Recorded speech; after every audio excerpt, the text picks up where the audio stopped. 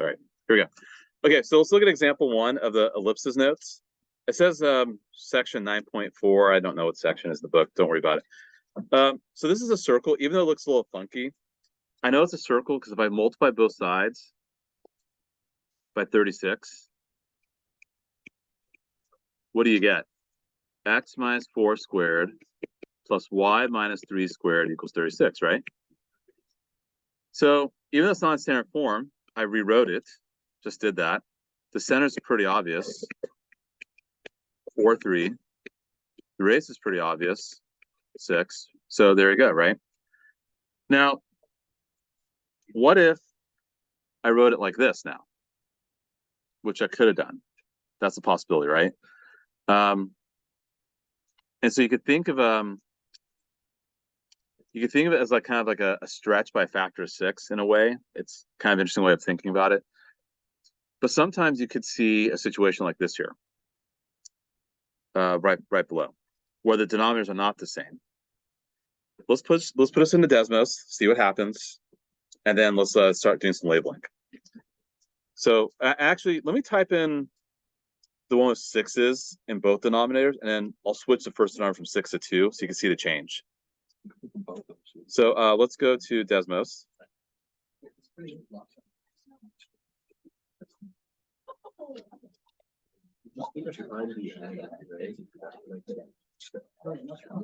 Okay, here we go. So it's going to be parentheses, and I write, my memory sucks. X minus 4 squared over 30. Okay, so X minus 4.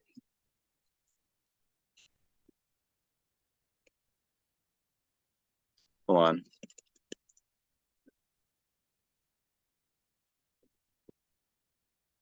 There we go. That's what I want to do.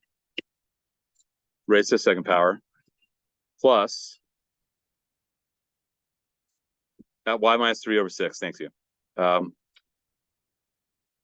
I'm just really struggling here. Share screen. There we go. Oh, there we go. Hold on. I'm just like all over the map today. Okay. So y minus 3 divided by 6 squared equals 1. Okay, great. So you got a circle, right? You have a point here, a point here. If you want to put a point there, a point there. So anyway, now let me copy and paste this and switch that to 2. What just happened? It became an oval, right? Or what if I made this like, say, 12? You get that. Now let's go back to 2 again. The center is pretty clear. It's right smack in the middle. It's right here. Exactly, right. That distance is 2. That distance is 6. Okay. So what just happened? There's a general formula we can use, and the general formula looks like this. X minus h squared over a squared plus y minus k squared over b squared equals 1. Or sometimes we write it like this.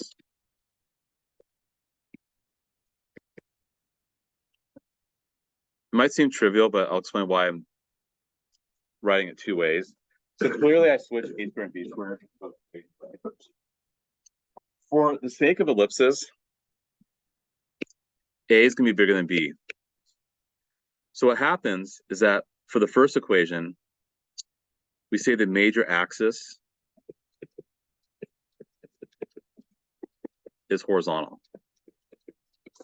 For the second equation, I say the major axis is vertical. So what if I did a little switcheroo here and made this back to 6, but then switch this to 2? So now, how long is the horizontal? How long is it from the center to the horizontal endpoint?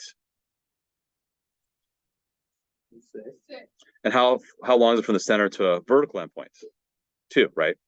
And there's some terms I'm going to throw at you guys in just a minute. So this right here is 6, and that's 2. Major means longer, minor means shorter, because we also have a minor axis too. So in the case that I just did right now, So let me clear some stuff here so we avoid some confusion. Time to label stuff here. So actually just go back to the notes. And let me actually graph this for you guys. So let's go back to this graph again. So 4, 3 is the center, right? We know this. 4, 3 is the center. I'm going 2 left and 2 right. Went too far. I'm going 6 up. 1, 2, 3, 4, 5, 6. 6 down. 1, 2, 3, 4, 5, 6. Okay, terrible looking oval. That was awful. I know I can do better than that, but just go with it. So the major axis is the longer axis. The minor axis is the shorter axis. The vertices are the endpoints of the major axis. The covertices are the endpoints of a minor axis. And of course, you know the center. We'll call it HK. So the formula is going to be this. X minus h squared over b squared plus y minus k squared over a squared equals 1, where a is bigger than b. So this is specifically for one where major axis is vertical. But it doesn't really matter which they call A and B. The bottom line is that 6 is below y. So you go 6 up, 6 down. 2 is below x. You go 2 left, 2 right. So really don't get too comfortable A and B thing. That's just more, I want to be consistent with textbooks and other places where you'll see this, so you guys don't get confused. That's just what we're looking at. So they say A for the bigger and B for the smaller, for they can push out there, I suppose. But the bottom line is that just look at what numbers below x and y. And that's how far you go, either horizontally or vertically. Plus plug in numbers, right? If you were to plug in, like, say, 6, 3, right? You want to make sure it makes sense, right? If I plug in 6 and 3, you want to make sure that the equation holds true, which it would. So we call this. Now let's do some labeling. Let's go to red. Oh, goodness. Let's try this again. Here we go. That's major.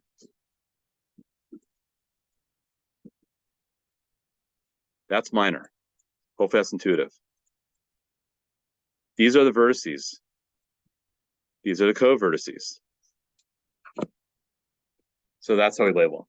So the vertices of the minor are the co-vertices? I'm sorry, repeat again?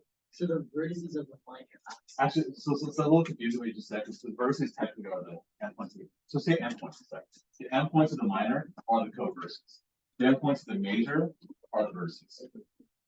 Let me actually write that out, because that's important that we are clear on that. So endpoints of major axis are called vertices. Endpoints of minor axis, co-vertices. And there you go. That's all. All right. But it gets more challenging. Okay, let's graph some. We'll see some other problems. I know we'll get some challenge questions down below. All right. So let's look at these here. So what's the center here? Yeah, 1, -2. Good. That's good. I like that. 1, -2. And so we'll say B is 3 and A is 5.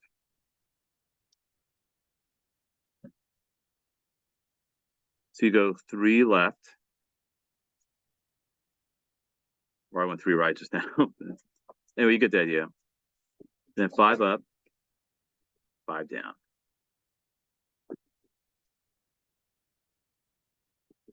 There you go. That's your ellipse. And if you plug in, like, say, -2, 3 into the equation, it should work itself out. Oh, sorry, 1, comma. Wow, I can't believe I did that. 1, Three should work itself out. Oliver, you have a question? Yeah, what would happen if the equation of ellipse is equal to a number now? You have to make it one. You have to force. You have to force this. Yes, exactly. We'll get to the more advanced ones of volume plane square where you have to force the issue. And actually, I mean, when you see the derivation, it'll make sense too, which I'm not ready to do yet. Key features are going to be the vertices, the co-vertices, the center, and believe it or not, it actually is something called a foci, which is plural for focus. So when you have more than one focus, you don't say focuses. It's kind of weird. You say foci. Yeah, that's the plural. So now you know. I will. Let me explain how to find the foci. I'll explain what foci are later. I don't want to do that now because I just want to just kind of warm you guys up to it. I'll explain that in just a little bit. But for now, I just want to just kind of talk about these features here. So vertices are easy. Vertices are easy. Just going to be the endpoints of the major axis, right? We said this already. So that's going to be what? 1, 3, and 1, -7. Co-vertices will be 4, -2, and -2, -2. I'll explain it. I'll explain it a little bit. And center is 1, -2. Okay. Okay. So anyway, those are the key features. Why don't you guys try B? I'll give you guys a moment to do that. We'll check, and then we'll move on to the next page.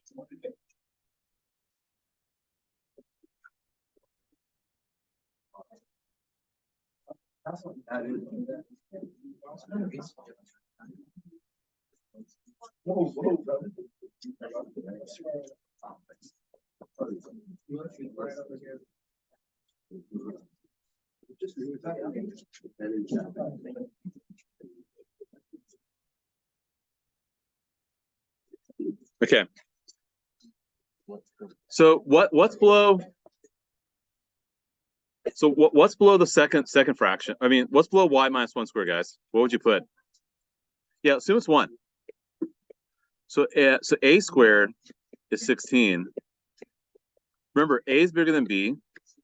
So major will be horizontal in this case. So major was vertical, right? Because that was a bigger number, right? The number below y was bigger. So major was vertical. Now major is horizontal for part B. So I'm going to locate my center, which is pretty obvious. What's the center, guys? 0, what? 0, 1. And then A is going to be 4. So I have to go 4 left, 4 right. 1 up, 1 down. Draw. Looks like an eyelid or whatever. Vertices, co-vertices. Vertices will be, you can say plus or minus 4, 1 if you so desire, right, that way. And then the co-vertices would be 0, 0, and 0, 2. So that's all. So it should be pretty simple so far. Okay. All right. Let me jump. We'll come back to these examples. Examples 4, 5, 6, 7. I think you guys could in your table groups. Let me jump to the next page on this right here. What is an ellipse? Let's talk about that. And then we'll go back to the other examples. Because I think I wouldn't feel right if we didn't have that discussion of like, what the heck is an ellipse in the first place? Okay. And actually, let me actually mute that. Actually, no, because I want James to watch. So I'm gonna go to a whiteboard. Here we go. Okay. What the heck is an ellipse? Okay. So you guys can sit back, relax, or if you want to take notes, I'll wind up doing a screenshot of this afterwards. So an ellipse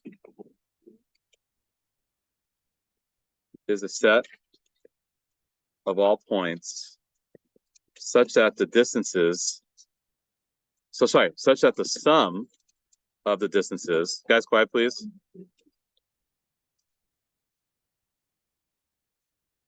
From two fixed points is a constant. Okay, let me give you a diagram now. Okay, here's a diagram. So let's say I draw. Okay, say I draw a coordinate plane.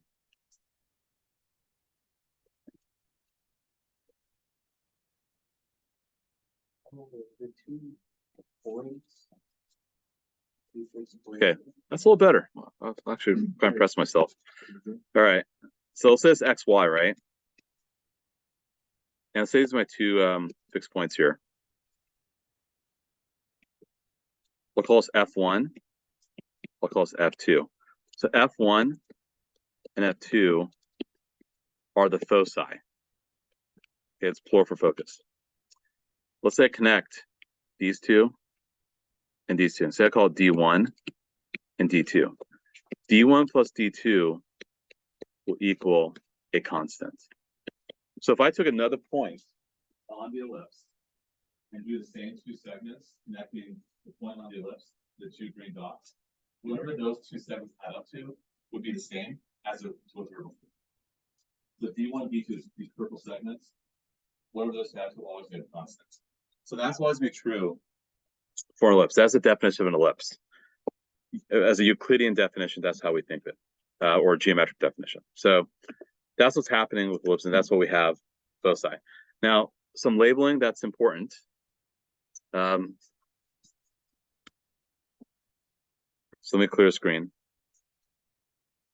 Actually, let me take a screenshot of this. Here we go. Okay. So let me clear. So generally speaking, there are two types of ways of looking at it. So there's a where major axis is horizontal, and also where major axis is vertical. Okay, so x minus h squared over a squared plus y minus k squared over b squared equals 1. Or x minus a squared over b squared plus y minus k squared over a squared equals 1. And this is the part that's a little tricky. C squared equals a squared minus b squared, where c is a distance between the center and either foci. So let me give you a quick diagram down below.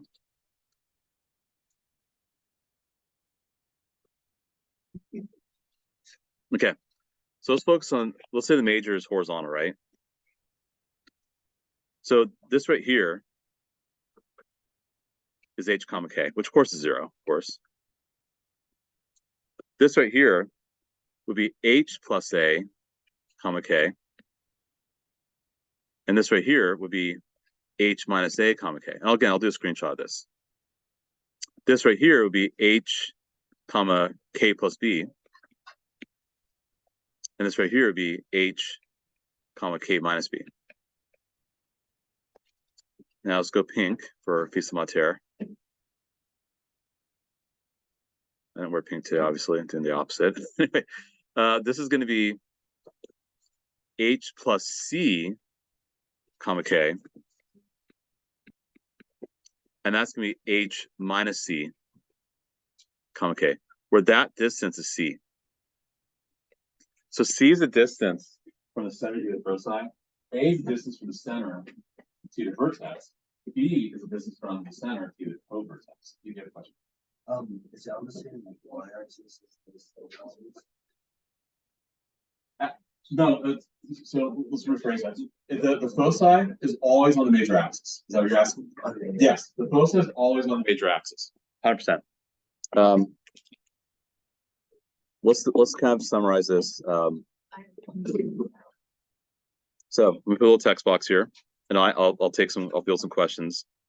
So A is distance from center to either vertex. B is distance from center to either covertex. C is distance from center to either foci. Also, A is always bigger than B. Not Z, geesh. And C squared equals A squared minus B squared. Okay, let me resize this. And let me erase some, or let me move that around. We can probably erase maybe this part right here.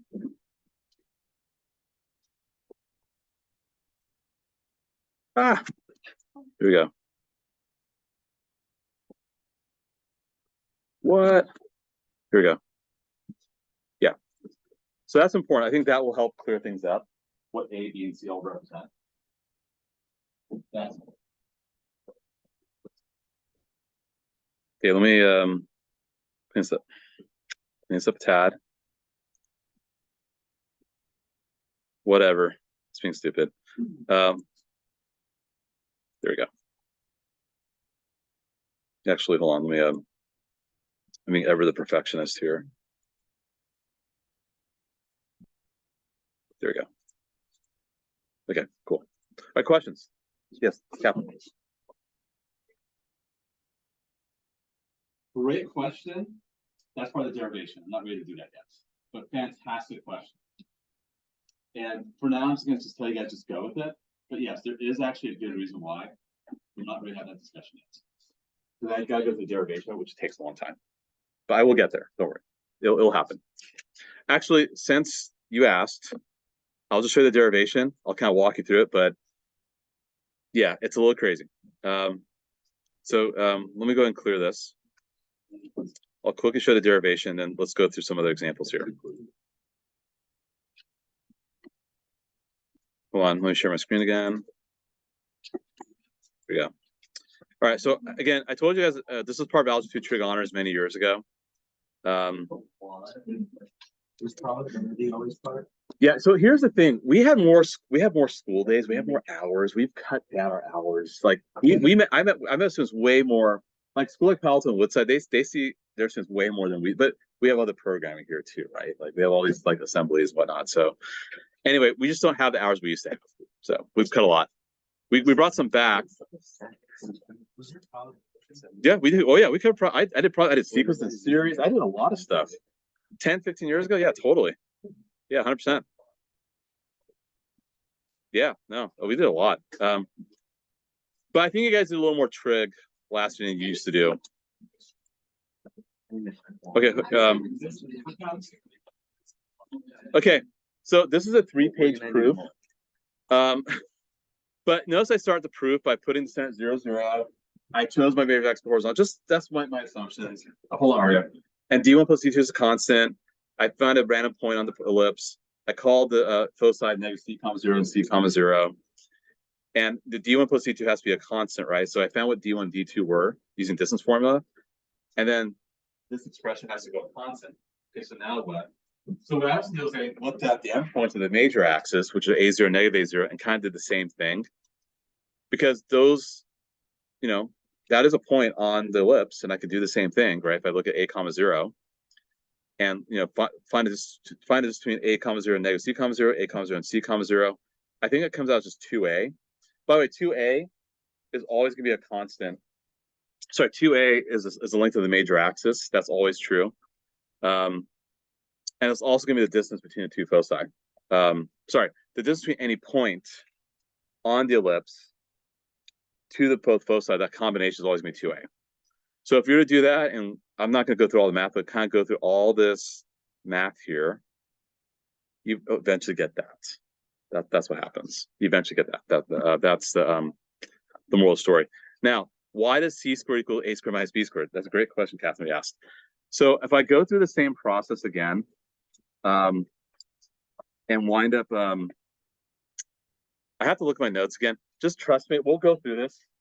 it does work itself out, but if you're just trying to do the same thing, like, oh, now I know. Now I know. If I took like the endpoint of the major axis, maybe, and did the same thing, like found that those two distances and add them up, I would get down over here somewhere. And then I know from A0 to both these two-way, set those equal to each other and square both sides. You want to that. I'll show us against it. But that's the reason why. I'm not gonna do this all in its glory, step by step, because the interest of time, I just can't do that right now. So anyway, let's go back. Now that I've had that discussion, I feel better because I feel like I need to talk about that with you guys. Why don't you guys write 4, 5, 6, 7 your table groups? Spend about maybe 5, 6 minutes. I think you guys just need about a minute or so for each problem. So 4, 5, 6, 7, work those out. I'll show you my answers in a little bit. And then we'll do maybe a couple more examples and we're not going to finish these notes today. I think I'll probably mosey on down to one of the examples. There's a lot of examples here. A lot of examples for sure. So anyway.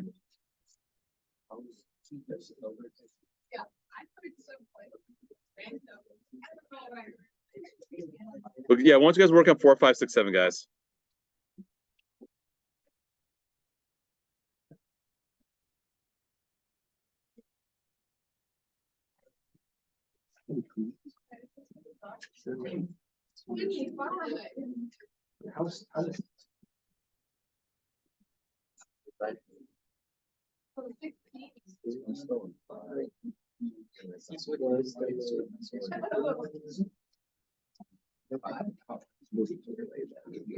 Not even one.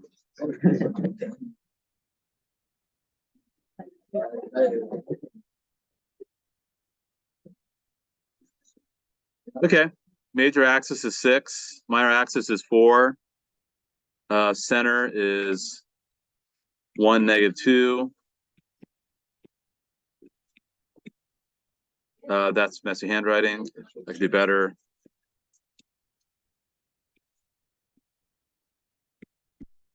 Vertices are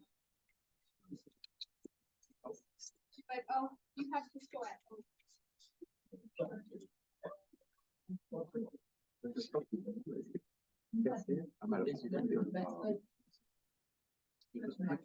I just thought that is like.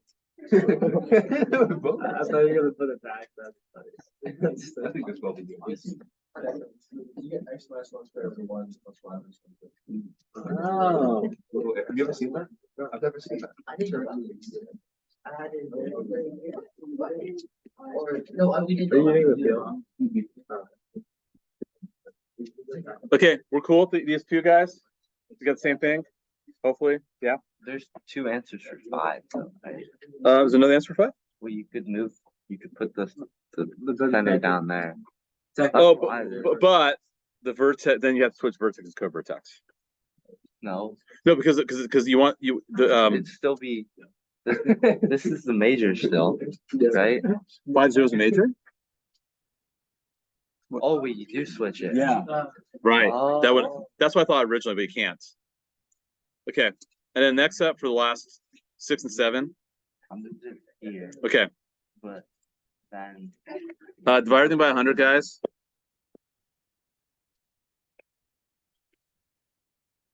X plus 2 squared over 25. Y squared over 4 equals 1. -2 comma 0. Go 5 left. 5 right. 2 up. 2 down. I just like. I'm getting a little lazy, but D and CV are there. And lastly, center's at what's the center here? 1, 1, right? So that's going to be 2 and 1. So x minus 1 squared over 1 plus y minus 1 squared over 4. Are we good with those problems, guys? You got the same thing? Yes? No? yeah. Yeah? We're good? Okay. All right. So let's do one more problem because bell rings in 5 minutes. I know I'm skipping around a little bit. I kind of talked about this page. Guys, quiet, please. Scott, we got to finish strong here. So I kind of talked about this page. I talked about foci. We had that discussion. We won't fill this out today, this page here, or the other page. But I want to jump all the way down to number 6. So this right here, guys. Let's look at this problem here. These are the kind of problems I care more about, because this requires another skill set called completing the square. Oh, I love that. Yeah. That's so fun. So let's do completing the square, guys. So your goal is to make this look like this.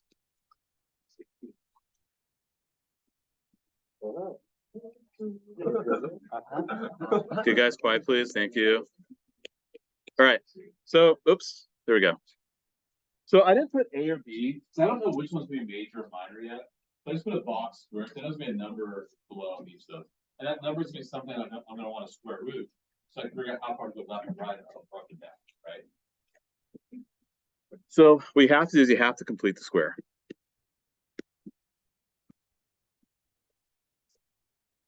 Here's how we do it when the coefficient is not 1.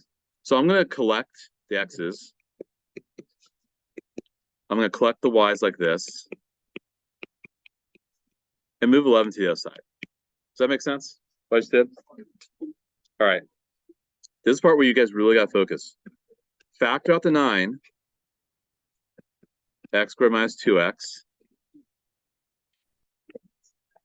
Factor out the 4. Y squared plus 4y.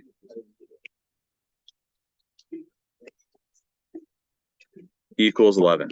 All right.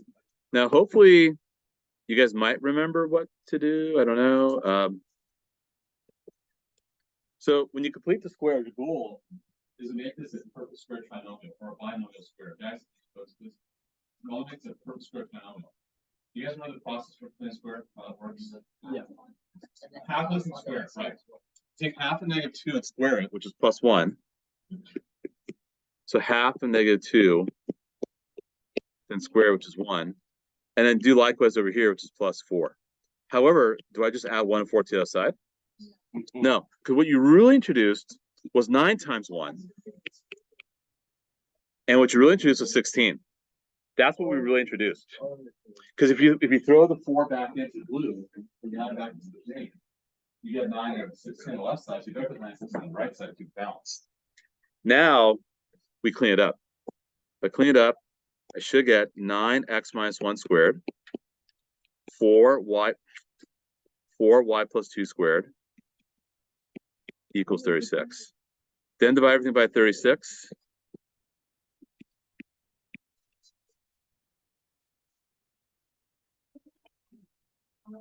You got it, Brooke?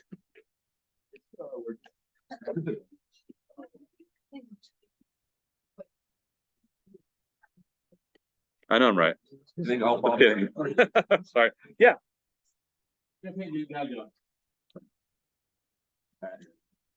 Okay. So anyway, now at this point, I got 80 seconds left. Now I can figure out the center, right? So let me erase some stuff here. It's gonna need a little space, right?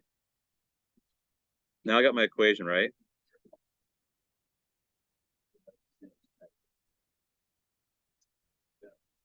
So 1, -2. 1, -2 is right here. I have to go 2 left and 2 right. 3 up and 3 down.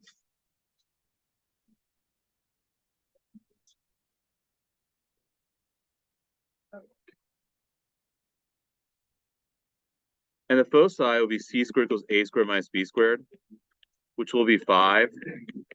But to be continued, we'll do more of this on Monday. A homework I'll sign later today. Okay, we gotta go to people at gathering. So anyway, we're all done. A squared and B squared is 4 and not.